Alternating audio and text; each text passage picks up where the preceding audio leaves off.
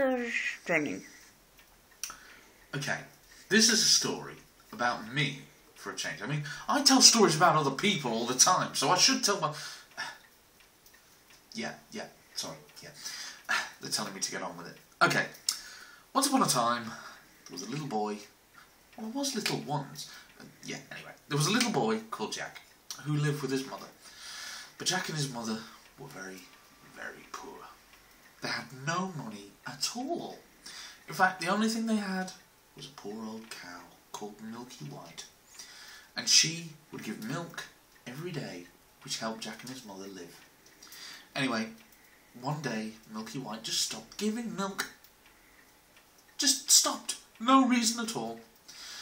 Well, poor Jack's mother didn't know what to do. She wrung her hands and she cried, and then she said, "Well, we'll have to sell old Milky White. Take her to the market and get the best price you can." "Okay, Mum," said Jack, and off he went, with a skip and a hop and a jump, and a rope around Milky White's neck. He'd barely gone 5 minutes when he met a little old man. "Where are you off to, Jack?" said the old man. "I'm off to the market to sell our old cow, Milky White." "Not me, Mum," said Jack. Well, said the old man. "Yes, I can see your cow is very old and you're very poor, aren't you?" "Well, yes I am," said Jack, and so is my mother. We barely have any food in the house." "I understand," said the old man. "Now, tell me, do you know how many beans make 5? "Well, 2 in each hand, and 3 in the mouth," said Jack. "Very good," said the old man. "You're a smart lad, and you deserve some luck. So, I'll swap these 5 beans for your cow." "Get stuffed," said Jack. "That sounds like a terrible deal to me." But these are magic beans," said the old man. "Plant them at dawn and you'll have the biggest bean plant ever seen." Well, this sounded like a fantastic deal to Jack. So he put the rope around Milky White's neck in the old man's hand, took the 5 beans and went back home. His mother was rather surprised to see him back so soon. "Oh, well done, Jack. How much did you manage to get for the cow?" she said. Jack could hardly contain his excitement. "You'll never guess, Mum," he said. "Come on, Jack," she said. "Show me how much you got for the cow." When Jack's mum saw the beans, first she was speechless, then she was furious, and then she was even more furious, and then she was so furious that she yelled at Jack for 4 hours. "We're desperate, and all you can do is bring home 5 silly beans!" And with that, she sent Jack to bed without any supper. Well, the next morning, Jack got out of bed.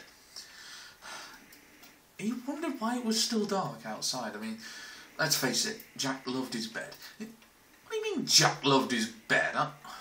Okay, well, anyway, he did. And he looked out of the window and was surprised it was so dark. But then he saw why. What the old man said had come true. The bean plant was there, and it was huge. It was higher than anything you could imagine. Higher than the Empire State Building. Higher than the Sears Tower. Well, anyway, it was very high. So Jack opened his window and climbed out. He climbed up and he climbed up, higher and higher and higher, until he found himself at the edge of a long, long road he'd never seen before. And so Jack walked along it. It felt like he'd been walking for ages when he came across a large castle in the distance. Well, by this time Jack was very hungry. I mean, he'd had no supper the night before, remember? So he went in to ask for some food. "Good morning," said Jack. "Could I have some breakfast, please?" Then he saw in the doorway the biggest woman he'd ever seen. She was at least 12 feet tall. "Give you some breakfast?" she shouted. "My husband will have you for breakfast if he finds you here.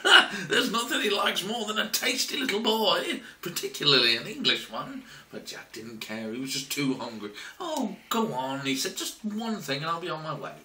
Well, the giant's wife wasn't so bad. She was obviously a giant. I mean, you don't get 12-foot tall women, do you? So she gave him some bread and cheese. But before long, Jack felt the castle begin to shake. "Quick!" cried the giant's wife. "You'd better get out of sight! Hide in the fireplace!" The giant himself came in. He was twice as tall as his wife, at least 24 feet tall, and he had 3 cows strung across his mighty belt. "Here we are," he said. "I've just been to get my breakfast."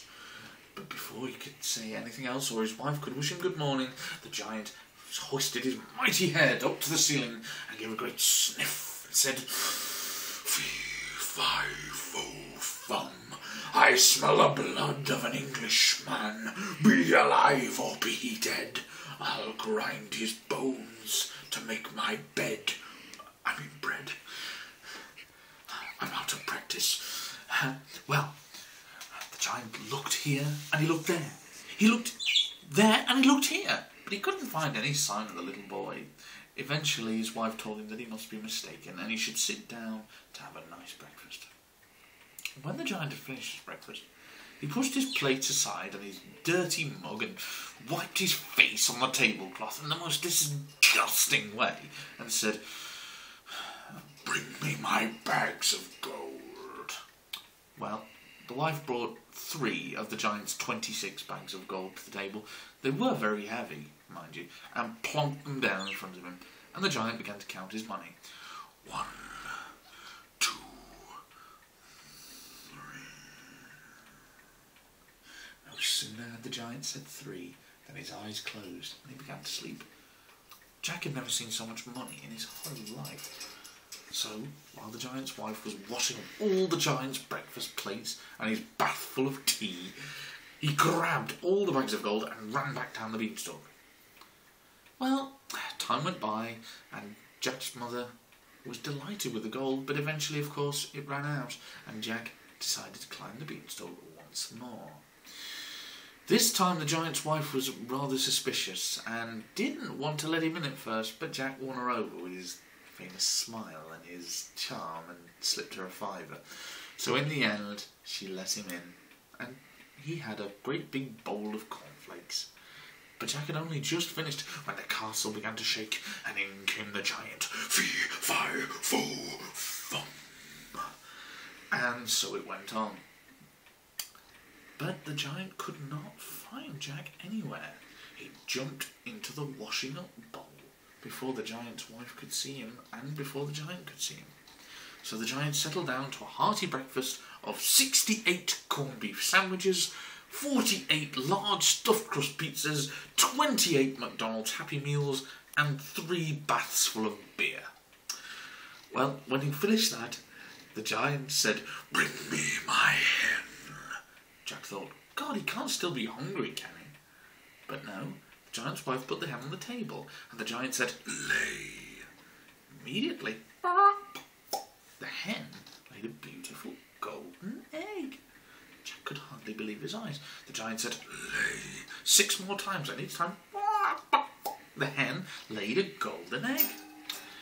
When the giant had 6 golden eggs in front of him, he closed his eyes and snored so loudly that the whole castle shook. It sounded like 16 knights were falling downstairs in rusty armour. Well, the giant's wife had to go and hoover out the giant's bedroom because it was filthy. So Jack climbed out of the washing up bowl, grabbed the hen and made for the door. But unfortunately, just as he was about to leave, the hen clucked. And Jack couldn't decide what to do. In the end, he turned tail and ran as fast as he could, just in time to hear the giant's voice behind him. "Where's my hen?" The giant was just about to get up, but remember he'd had 3 baths full of beer, so his chair fell over with a mighty crash, and the giant fell onto his bottom and roared loudly. By which time, of course, Jack had got down the beanstalk and was back into his mother's house.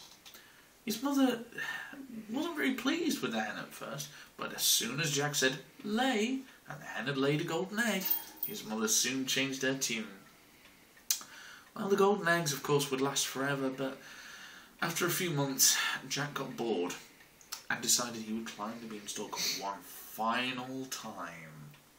So, up he went, but this time, rather than asking for food, he hid himself in one of the giant's dirty, smelly old boots. Ugh. Jack could barely stand it in there, but he knew it was the only place he'd be safe. The giant came in and did his fee-fi-fo-fum all over again. But he still couldn't find Jack. They looked in the washing up bowl, they looked in the fireplace, they looked in the oven, they even looked inside the giant's huge, great meat pie that he was having for his breakfast. But Jack wasn't there. Anyway, even during his breakfast, the giant kept eating his breakfast and excuse me, burping loudly and getting up from the table and muttering under his breath, fee-fi-fo-fum. But he could not find Jack anywhere. Eventually, the giant finished his breakfast and asked his wife to bring out his harp. This was a beautiful, special harp. As soon as the giant said, "Sing," the harp sang the most beautiful tune that even I have ever heard. Jack was mesmerised. The giant was asleep. He'd heard the harp sing about 300 times before and was bored of it. Jack thought this was awful. This was a beautiful harp, a bit like the one his poor father had had before he died. So he crept out, put the harp under one arm and walked calmly out of the door. The giant's wife was busy doing giant's wifely things, probably reading a copy of a woman's magazine or something. But no sooner had Jack gone out of the door than the harp shouted, "Master! Master!" The giant suddenly rose to his feet. "What?" he roared and ran after Jack, knocking the table over and all the chairs and everything off the sideboard, including his wife's favourite cup, which she was furious about. But the giant didn't care about that. He ran after Jack as fast as he could, but Jack was that bit faster, you see, being smaller and lighter. Jack got to the top of the beanstalk and began to climb down. He could see the giant's great big horrible stinky feet above him in the clouds. "Come back with my harp," roared the giant, but when he added, "I'll have your bones to prop up my bed," that just made Jack climb even faster. Down the beanstalk he ran and he shouted, "Mum, bring the axe as quick as you can. You know, the one that happens to be conveniently lying in the tool shed." His mum ran with the axe. She was terrified. She looked up and saw the giant's horrible, hairy face coming through the clouds.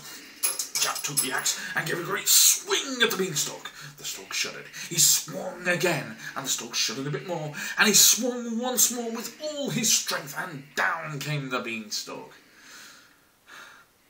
And then, after that, Jack married a wonderful, beautiful princess. He used to entertain people with a harp at special functions. People used to say, "How come Jack can sing so sweetly when he's got such an annoying voice?"